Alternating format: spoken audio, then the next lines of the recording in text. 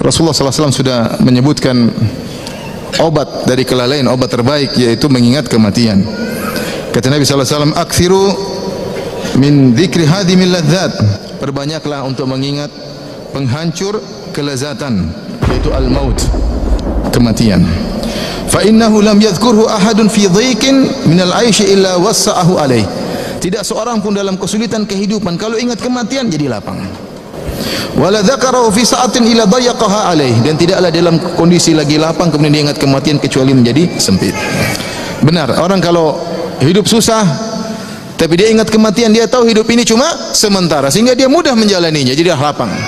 Udah, kalau kita lihat kehidupan susah lagi, udah kehidupan cuma sebentar. Kita berusaha ridha dengan pemberian Allah Subhanahu wa taala.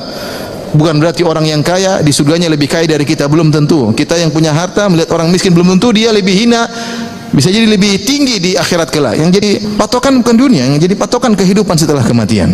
Kehidupan setelah kematian. Maka siapa yang dalam kondisi sulit ingat kematian, akan lapang baginya. Dan sebaliknya, siapa yang di tengah-tengah kekayaan, mungkin dia punya mobil baru, mungkin dia punya rumah baru, mungkin dia baru beli usaha baru, ingat kematian agar dia tahu bahwasanya itu tidak ada nilainya.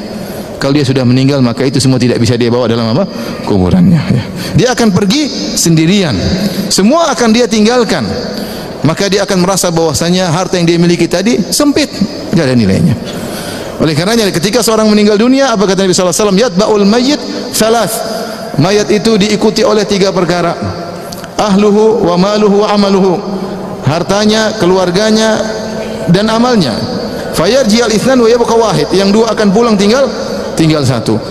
Istrinya, anaknya akan meninggalkan kuburan tersebut. Hartanya akan meninggalkan dia.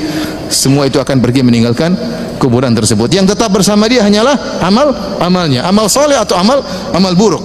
Makanya disebutkan dalam hadis, di antara kesedihan yang dirasakan oleh mayat, benar-benar dia sedang sendirian. Kata Nabi SAW, "Al-abdu idza wudhi'a fi qabrihi wa tuwliya wa dhahaba ashabuhu hatta innahu la yasma'u qar'ani alihim atahu malakani faqadahu."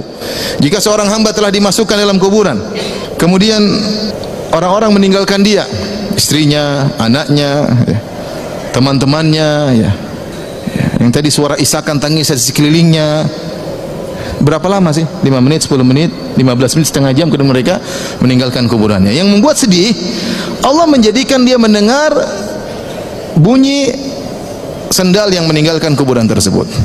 La yasma'u qur'ani alihim, sehingga dia dengar suara sendal pergi meninggalkan dia semakin jauh. Suara tersebut meninggalkan dia. Betapa kesedihan dia, sadar ternyata dia sekarang sedang sendirian. Yang menemani cuma apa?